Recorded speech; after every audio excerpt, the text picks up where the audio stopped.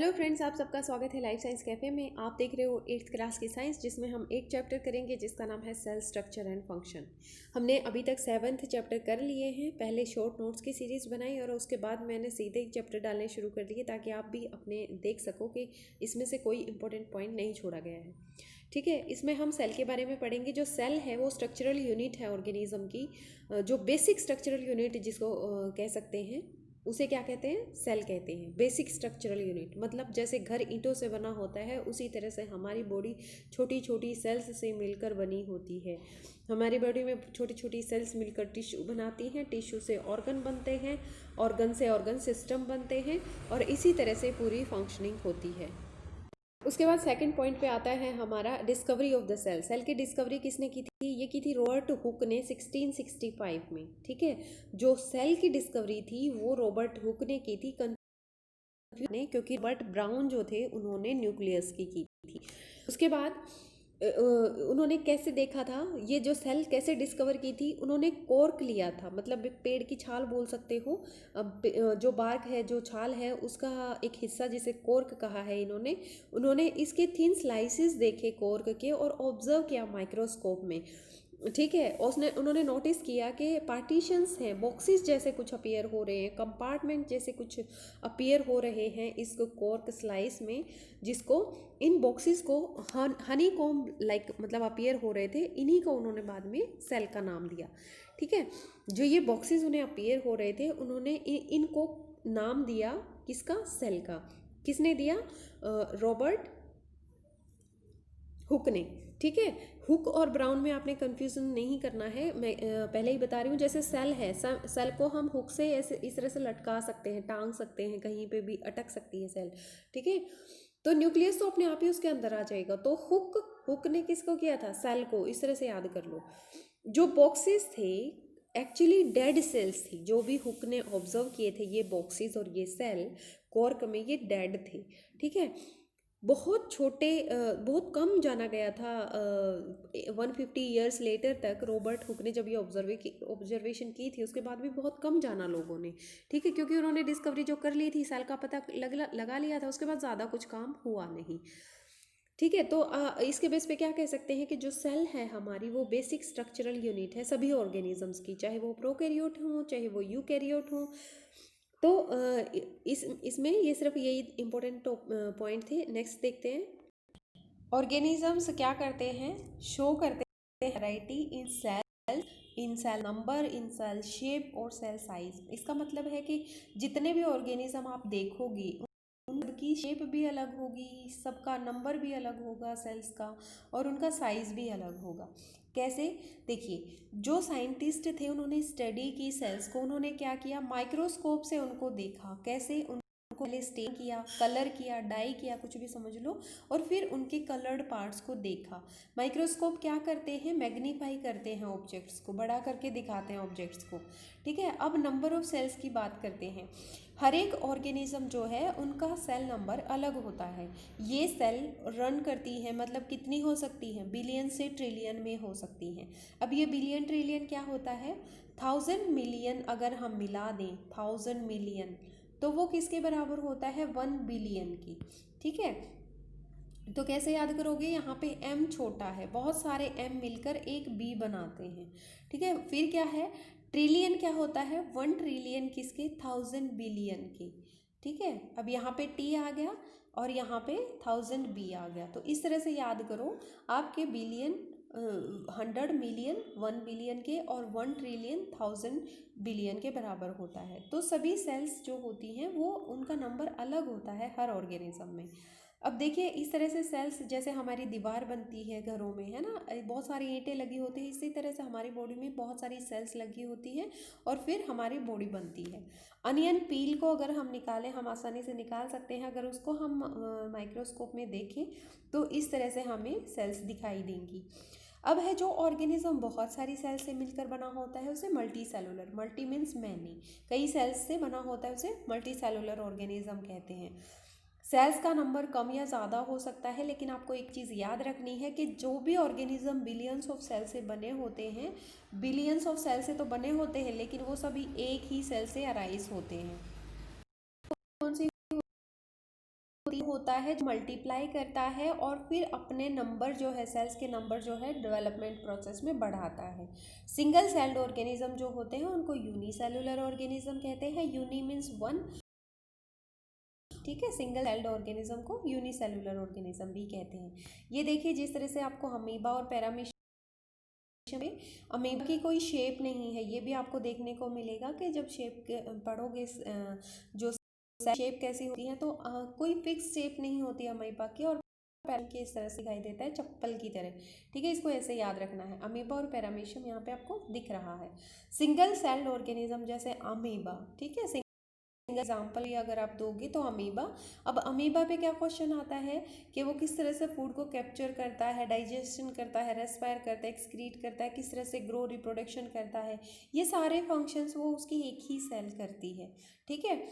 तो लेकिन जो मल्टी सेलुलर ऑर्गेनिजम्स होते हैं उसमें ये काम अलग अलग सेल्स करती हैं, अलग अलग टिश्यू ऑर्गन सिस्टम अलग होते हैं।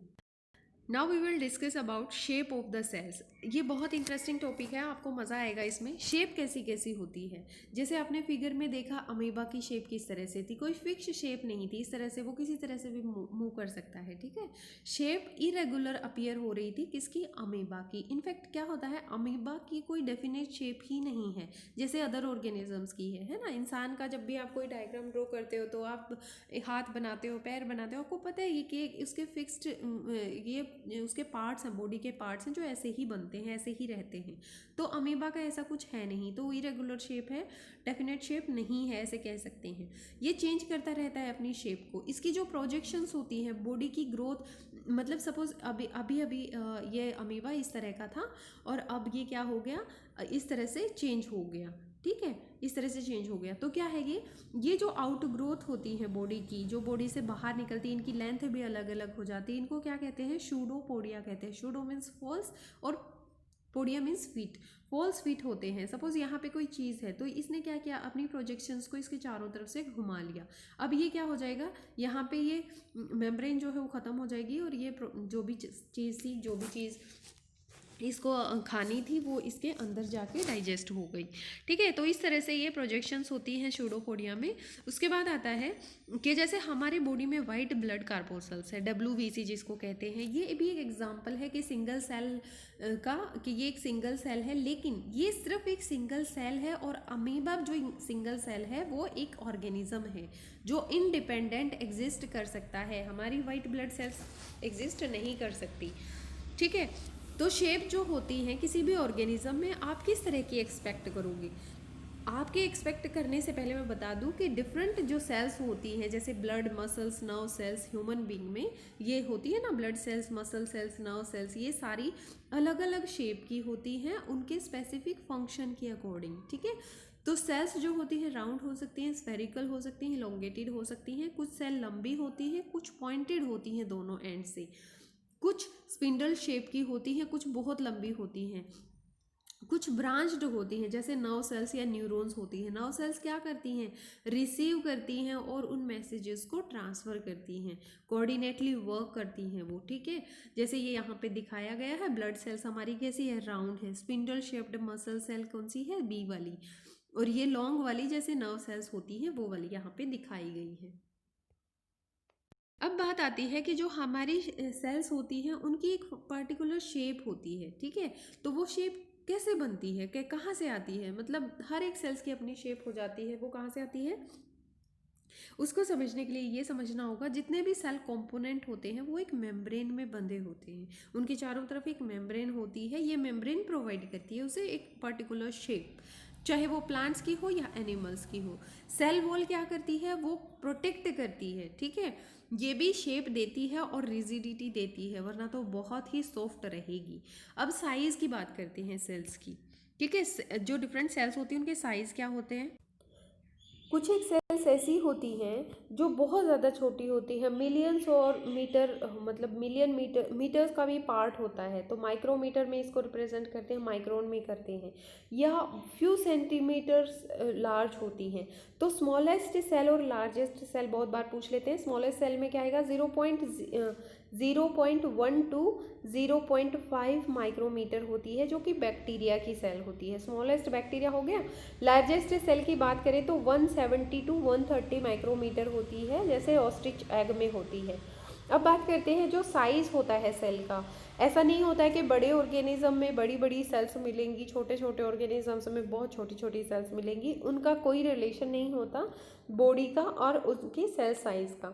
ठीक है, उसके बाद आता है cell structure and function. Cell structures में, फंक्शंस में क्या होता है, डिफरेंट सेल्स ज्वाइन करके डिफरेंट टिश्यूज़ बनाती हैं, डिफरेंट टिश्यूज़ ज्वाइन करके डिफरेंट ऑर्गन बनाती हैं, डिफरेंट ऑर्गन सिस्टम बनाते हैं। तो हर एक ऑर्गन का अपना एक फंक्शन होता है। जैसे कुछ ऑर्गन्स डाइजेशन का काम करते हैं, एसिमिलेशन का काम करते हैं, एब्जॉर्प्शन का काम करते हैं। जैसे रूट्स का काम क्या होता है ना, वो एब्जॉर्ब करती हैं वाटर और मिनरल्स को। तो हम कह सकते हैं कि जो सेल्स होती हैं लिविंग ऑर्गेनिज्म की, वो बेसिक स्ट्रक्चरल यूनिट है। पार्ट्स की बात करते हैं। पार्ट्स में आता है सेल मेम्ब्रेन, बहुत इंपॉर्टेंट है क्योंकि ये शेप प्रोवाइड करता है किसी भी सेल को। बेसिक कंपोनेंट होते हैं जो सेल के, वो है सेल मेम्ब्रेन, साइटोप्लाज्म और न्यूक्लियस। जो लिक्विड होता है वो साइटोप्लाज्म होता है। न्यूक्लियस होता है राउंडेड बॉडी जिसमें डीएनए प्रेजेंट होता है, आपका जीनोम प्रेजेंट होता है। और मेम्ब्रेन जो आपके सेल कंपोनेंट को कवर करके रखती है। ठीक है, ये न्यूक्लियस हो गया, ये हमारी मेम्ब्रेन हो गई। और ये इसमें जो लिक्विड मटेरियल जो भी पड़ा हुआ है वो सेल साइटोप्लाज्म है। ठीक है, साइटोप्लाज्म और न्यूक्लियस होते हैं वो सेल मेम्ब्रेन से ही कवर होते हैं, इसलिए इसको प्लाज्मा मेम्ब्रेन भी कहते हैं। ठीक है, तो ये इंपॉर्टेंट पॉइंट्स हैं जो मैंने कवर किए हैं। उसके बाद आता है कि जो सेल मेम्ब्रेन होती है वो कवर करती है इनको, और जो सेंट्रल डेंस राउंडेड बॉडी होती है सेंटर में, वही न्यूक्लियस है। ठीक है, किसी भी सेल के बीच में राउंडेड बॉडी जो प्रेजेंट होती है सेंटर में, ज़्यादातर सेंटर में ही होती है, लेकिन आपको ये पता होना चाहिए किसी भी किसी भी सेल में, चाहे वो प्लांट हो या एनिमल हो, ये सेंटर में भी हो सकती है, साइड में भी फिक्स हो सकती है। एनिमल सेल्स में क्या होता है, पेरीफेरी में प्रेजेंट होता है ना। कई बार इस तरह से मान लो ये है क्योंकि यहाँ पे बहुत वैक्यूल बड़ा प्रेजेंट होता है, लार्ज सेंट्रल वैक्यूल होता है, इसलिए वो साइड में खिसक जाती है। ठीक है, अनियन पील की देख लो, इसमें ये इस तरह की शेप है सेल की, तो ये बीच में नहीं है बिल्कुल भी, कहीं पे कॉर्नर में है, इस तरह से ये होती है, तो इसका कोई ज़्यादा इफेक्ट नहीं आता है। तो साइटोप्लाज्म, जो न्यूक्लियस है, ये क्या बोला इन्होंने, द जेली लाइक सब्सटेंस। ठीक है, जेली लाइक सब्सटेंस जो होते हैं न्यूक्लियस और सेल मेम्ब्रेन के बीच में, उसी को साइटोप्लाज्म कहते हैं। आउटर थिक लेयर होती है सेल में, प्लांट्स में, उसको क्या कहते हैं, थिक वाली लेयर को सेल वॉल कहते हैं, जो बाहर वाली होती है। ठीक है, उसके अंदर ही वो प्लाज्मा मेम्ब्रेन प्रेजेंट होती है। तो जो प्लांट सेल वॉल होती है वो प्रोटेक्शन देती है, जैसे ज़्यादा टेम्परेचर हो जाए, उसके अगेंस्ट टेम्परेचर, हाई विंड हो जाए, स्पीड हो जाए, वरना तो सारे प्लांट उड़ के चले जाएंगे, इतने सॉफ्ट मेम्ब्रेन से वो बंधे रहेंगे, तो उनको क्या प्रोटेक्शन मिलेगी। एटमॉस्फेरिक मॉइस्चर से भी ये प्रोटेक्शन देती है, कौन, प्लांट सेल वॉल।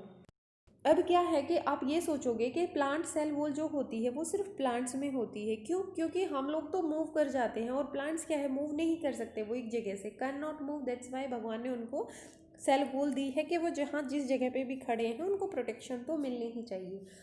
सेल को क्या ऑब्जर्व कर सकते हैं, सेल्स जैसे हम एनआईडी आईज के बिना नहीं देख सकते, माइक्रोस्कोप या स्पेक्स लगा के बहुत ज़्यादा उसके क्या कहते हैं, इलेक्ट्रॉन माइक्रोस्कोप वगैरह लगा के देख सकते हैं, लेकिन इस तरह से भी हम जो पील ऑफ होता है ट्रेडिस्केंशिया, एलरोया, इलोडिया की, इनको हम देख सकते हैं। ठीक है, जब हम उसके पील ऑफ करते हैं तब देख सकते हैं, तो स्लाइड प्रिपेयर कर सकते हैं हम इन चीज़ों से। उसके बाद हमारा इंपॉर्टेंट पॉइंट आता है ह्यूमन चीक सेल्स को, अगर हम अपनी स्किन के अंदर जो हमारी गाल होती हैं, इनके अंदर से स्किन लेके अगर हम देखेंगे तो इस तरह से हमें सेल्स नज़र आएंगी। तो देखो इसमें वही तीन चीज़ें इंपॉर्टेंट दिखा रखी हैं, ये न्यूक्लियस है हमारा, सेल मेम्ब्रेन है, और ये वाला साइटोप्लाज्म है। ठीक है, तो सेल का एक बेसिक स्ट्रक्चर होता है। साइटोप्लाज्म के बारे में भी दो तीन पॉइंट हर चीज़ के आपको याद होने चाहिए। जेली लाइक सब्सटेंस होता है वो साइटोप्लाज्म होता है, सेल मेम्ब्रेन और न्यूक्लियस के बीच में प्रेजेंट होता है। अदर कंपोनेंट्स भी प्रेजेंट होते हैं, अदर कंपोनेंट्स और ऑर्गेनल्स कह सकते हो, जैसे हमारी माइटोकॉन्ड्रिया है जो पावर हाउस होता है ना, और क्लोरोप्लास्ट होता है प्लांट्स के केस में, ये सारी चीज़ें ये उसमें राइबोसोम्स वगैरह सब प्रेजेंट होता है, उनको ऑर्गेनल्स कहते हैं। अब बात करेंगे न्यूक्लियस की। न्यूक्लियस इंपॉर्टेंट कंपोनेंट है सभी सेल्स का। ये जनरली स्फेरिकल होता है और सेंटर में प्रेजेंट होता है। ठीक है, जनरली स्फेरिकल का मतलब है हर बार स्फेरिकल नहीं होगा, लेकिन लगभग स्फेरिकल ही होगा। तो इसको हम स्टेन कर सकते हैं, मतलब डाई कर सकते हैं, हम कलर कर सकते हैं इसको, और आसानी से देख भी सकते हैं माइक्रोस्कोप की मदद से। न्यूक्लियस सेपरेट होता है साइटोप्लाज्म से। ठीक है, किससे? मेम्ब्रेन से अलग होता है। जो हमारे सेल में साइटोप्लाज्म प्रेजेंट होता है उससे न्यूक्लियस अलग हो जाता है, क्योंकि न्यूक्लियस के पास भी एक मेम्ब्रेन है जिसे न्यूक्लियर मेम्ब्रेन कहते हैं। पता चल गया आपको 3-4 पॉइंट। तो हम कह सकते हैं कि जो स्मॉलर स्फेरिकल बॉडी होती है जिसे हम देख सकते हैं वो न्यूक्लियोलस होता है। न्यूक्लियस के अंदर भी एक स्फेरिकल बॉडी होती है, उसकी बात कर रहा है। ठीक है, स्मॉलर स्फेरिकल बॉडी, ये न्यूक्लियस है। ठीक है, इसके अंदर भी एक स्फेरिकल बॉडी होती है छोटी सी, जो इसको न्यूक्लियोलस बोलते हैं। In addition nucleus contain thread like structure. Nucleus में क्या होता है? थ्रेड लाइक स्ट्रक्चर कहते हैं होता है, जिसको क्रोमोसोम कहते हैं, जिसमें जीन्स होते हैं। जीन क्या होते हैं? फंक्शनल यूनिट्स होती हैं, मतलब जो हमारे कैरेक्टर्स को ट्रांसफ़र करता है ना, वो जीन ही होता है जो क्रोमोसोम पे प्रेजेंट होता है। तो क्रोमोसोम को कब देख सकते हैं? जब हमारी सेल्स डिवाइड होती है ना, तभी दिखाई देता है क्रोमोसोम, अदरवाइज तो नहीं देख सकते। अब जीन के बारे में भी 2 लाइन देख लो। जीन क्या है? Unit of inheritance. जो हमारे कैरेक्टर्स ट्रांसफ़र होते हैं वो जीन की वजह से होते हैं। ठीक है, फिर से लिखा हुआ है, it control the transfer of heredity characters. Control करता है हेरिडिटी कैरेक्टर को के ट्रांसफ़र को।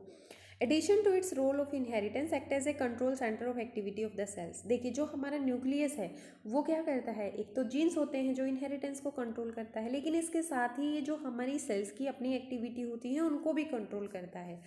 तो जो एंटायर कंटेंट प्रेजेंट होता है लिविंग सेल में उसको प्रोटोप्लाज्म कहते हैं। ठीक है, सारा प्रोटोप्लाज्म, साइटोप्लाज्म भी इसके अंदर आता है और न्यूक्लियस भी इसके अंदर आता है। प्रोटोप्लाज्म को क्या कहते हैं? Living substance of the cell. बहुत बार ऐसे क्वेश्चन दे देते हैं, क्योंकि एनसीईआरटी की बुक्स में जो होता है वो हमेशा एग्जाम में आया है, हर लाइन इंपॉर्टेंट होती है। अब बात करते हैं न्यूक्लियस की। न्यूक्लियस जो होता है बैक्टीरियल सेल्स का, वो ऑर्गेनाइज्ड नहीं होता। क्यों? क्योंकि sales having nuclear material without nuclear membrane. अगर सपोज न्यूक्लियस प्रेजेंट होता है और उसके बाहर मेम्ब्रेन ही नहीं है, तो वो कैसे ऑर्गेनाइज्ड रहेगा? ठीक है, तो बैक्टीरियल सेल्स का अनऑर्गेनाइज्ड है, क्योंकि उसके पास मेम्ब्रेन नहीं है। क्योंकि मेम्ब्रेन नहीं होने की वजह से जो न्यूक्लियस में जो थ्रेड लाइक स्ट्रक्चर थे, क्रोमोसोम थे, वो ऐसे ही सस्पेंडेड रहेंगे प्रोटोप्लाज्म में। तो ऐसी सेल्स जिसमें न्यूक्लियर मेम्ब्रेन नहीं होता उनको प्रोकैरियोटिक सेल्स बोलते हैं। पहले वाली सेल्स जो होती थी, जो पुरानी सेल्स थी, प्रोकैरियोटिक सेल्स थी, उनमें न्यूक्लियस नहीं होता था, मेम्ब्रेन में नहीं होता था। तो इस तरह की सेल्स को प्रोकैरियोटिक सेल्स कहते हैं। यूकैरियोटिक सेल्स क्या हो गई फिर? जिनमें वेल ऑर्गेनाइज्ड न्यूक्लियस है, जैसे organism other than bacteria and blue green alga, जिनको यूकैरियोट्स, जिसमें बैक्टीरिया नहीं आता और ब्लू ग्रीन एल्गा नहीं आता। ठीक है, तो आपको क्या मिला यहाँ से आपको मिला कि जो प्रोकैरियोटिक सेल थी उसके एग्जाम्पल क्या है? बैक्टीरिया और ब्लू ग्रीन एल्गा, जिनमें न्यूक्लियस वेल ऑर्गेनाइज्ड नहीं था। ठीक है, while observing the onion sales under the microscope did you notice any blank looking structure in the cytoplasm? क्या आपने कोई ब्लैंक मतलब स्ट्रक्चर नोटिस किया, जिसको वैक्यूल कहते हैं? ठीक है, ये एक बड़ा वैक्यूल भी हो सकता है और बहुत सारे छोटे छोटे वैक्यूल्स भी हो सकते हैं। जैसे अनियन सेल में बड़ा वैक्यूल देखा, प्लांट सेल में ज़्यादातर बड़े वैक्यूल्स ही होते हैं। तो हमारी जो चिक सेल थी उसमें छोटे छोटे वैक्यूल्स होते हैं। तो large vacuoles commonly plant cells में बोले गए हैं, और वैक्यूल्स एनिमल सेल्स के जो होते हैं वो छोटे होते हैं। आपने ये भी नोटिस किया होगा, कुछ छोटे स्मॉल कलर्ड बॉडी प्रेजेंट होती हैं साइटोप्लाज्म में। जैसे ट्रेडिस्केंशिया लीफ में देखा था, वो साइटोप्लाज्म में स्कैटर्ड होती हैं, जिसको प्लास्टिड्स कहते हैं। ये सिर्फ प्लांट के केस में ही होती है, प्लास्टिड्स जो होती हैं प्लास्टिड एनिमल में नहीं होती। ये ग्रीन कलर्ड पिगमेंट होते हैं, ग्रीन कलर का पिगमेंट रखते हैं ये प्लास्टिड, और जिसको कहते हैं। ठीक है, ग्रीन कलर्ड प्लास्टिड्स आर, यहाँ पे बताया भी गया है, green coloured plastids are called chloroplast. ठीक है, they provide green colour to the leaves. जो ग्रीन कलर के प्लास्टिड होते हैं वो ग्रीन कलर देते हैं हमारे लीव्स को, हमारे पौधों को, और जिसकी वजह से वो हमें ग्रीन दिखाई देते हैं। तो क्लोरोफिल जो है in the chloroplast of the leaves is essential for photosynthesis. जो इस में जो क्लोरोफिल प्रेजेंट होता है, ग्रीन कलर का जो सब्सटेंस प्रेजेंट होता है, वो फोटोसिंथेसिस के लिए रिस्पॉन्सिबल होता है। अब कंपैरिजन अगर करना हो प्लांट सेल और एनिमल सेल्स में, हमने क्या चीज़ पढ़ी थी, प्लांट सेल में सेल वॉल होता है, प्लांट सेल में प्लास्टिड्स होते हैं, और सिमिलरली और जो इसी तरह से जो डिफरेंस होते हैं हम वो भी करेंगे। तो similarity and distinguishing features of animal and plant cells, यहाँ पे देखो देखो क्या क्या होता है। जो ए है उसमें हमें प्लांट सेल दी है और बी जो है एनिमल सेल दी है, एनसीईआरटी में दी है, तो स्पेशली जो इनके एग्जांपल होंगे, जो जो इनसे रिलेटेड क्वेश्चन बनता होगा, ज़रूर आ सकता है। तो देखिए, जो प्लांट सेल है और एनिमल सेल है, दोनों में न्यूक्लियस प्रेजेंट होता है, साइटोप्लाज्म भी दोनों में प्रेजेंट होता है, ठीक है। क्लोरोप्लास्ट है सिर्फ एनिमल ये प्लांट सेल में होता है क्लोरोप्लास्ट, और उसके बाद वैक्यूल का साइज अलग है दोनों में, ठीक है। वैक्यूल कैसा है इसमें, प्लांट सेल में बहुत बड़ा वैक्यूल है और एनिमल सेल में बहुत छोटा सा वैक्यूल है। अब प्लांट सेल में सेल वॉल भी प्रेजेंट होती है, ठीक है, और फिर सेल मेम्ब्रेन प्रेजेंट होती है। एनिमल सेल में सिर्फ सेल मेम्ब्रेन प्रेजेंट होती है, सेल वॉल प्रेजेंट नहीं होती है, ठीक है। ये सिमिलरिटीज़ हैं और ये डिफरेंस आप भर सकते हो इसको देख के। इस चैप्टर में सिर्फ इतना ही, उसके बाद हम करेंगे summary. Thank you for watching life science cafe.